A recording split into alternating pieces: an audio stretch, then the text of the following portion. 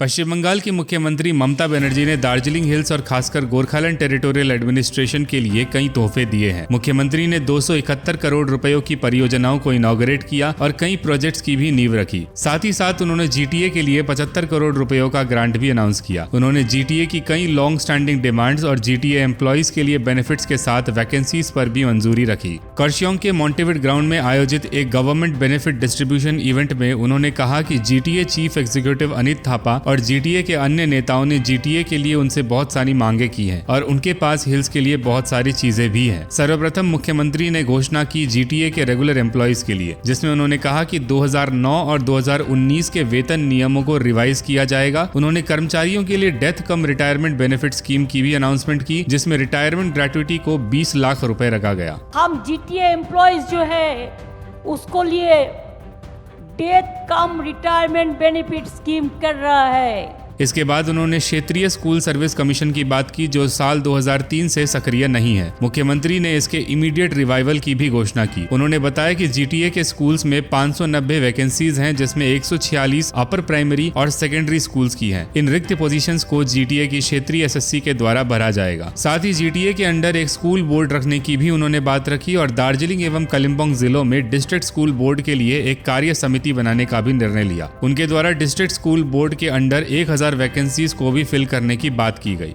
Tea garden workers के land document की मांग को लेकर उन्होंने कहा कि हिल्स में पट्टे की मांग को सुलझा दिया गया है। सर्वे का कार्य तेजी से होगा ताकि पता चल सके कि हर टी गार्डन वर्कर के पास कितनी जमीन है, जिसके बाद नामों को रजिस्टर करके डॉक्यूमेंट्स दिए जाएंगे। उन्होंने ये भी बताया कि दार्जिलिंग डिस्ट्रिक्ट में 23,000 और कालिम्पोंग में 1200 पट्टे दिए जा चुके हैं। कालिम्पोंग ब्लॉक 1 के लिए ममता बनर्जी ने 2 नए इंडस्ट्रियल पार्क की भी घोषणा की, जिन्हें 14 और 5 एकड़ जमीन पर बनाया जाएगा। Chief secretary HK. द्विवेदी ने हाल ही में नॉर्थ बंगाल बिजनेस मीट में 24,000 करोड़ रुपयों की बिजनेस इन्वेस्टमेंट की अनाउंसमेंट की थी। ममता बनर्जी के अनुसार इस इन्वेस्टमेंट का मुख्य लाभ दार्जिलिंग, कालिम्पोंग, मिरिक और कर्शियोंग के हिस्सों को होगा। हिल्स के युवाओं की क्षमता की प्रशंसा करते हुए उन्होंने आईटी सेक्टर में निवेश की भी बात रखी, यानी कि आईटी सेक्टर द्वारा हिल्स में अधिकतम निवेश करवाया जाएगा। मुख्यमंत्री ने अन्य कई वेलफेयर स्कीम्स के तहत आने वाले बेनिफिट का भी लोगों में वितरण किया। तीस्ता बाढ़ से प्रभावित 550 घरों में से 100 घरों को 70,000 रुपए प्रति घर का हाउस कंस्ट्रक्शन फंड भी उनके द्वारा दिया गया। उन्होंने बताया कि जीटीए चीफ अनित थापा तीस्ता बाढ़ प्रभावित लोगों के लिए उचित जमीन ढूंढ रहे हैं ताकि जल्द से जल्द उनका पुनर्वास किया जा सके। युवाओं को खुद का बिजनेस स्टार्ट करने के लिए भी उन्होंने सॉफ्ट लोन की बात रखी, जिसके अंडर हिल्स के 2 लाख युवाओं को 5 लाख रुपए प्रति व्यक्ति लोन दिया जाएगा ताकि वे जल्द से जल्द अपने व्यापार की शुरुआत कर सके। इस लोन के दिए जाने पर स्पेशली टी गार्डन में रह रहे युवा होम स्टेज और अन्य बिजनेस की शुरुआत कर सकते हैं ताकि टी गार्डन के लोग स्वनिर्भर बन सके।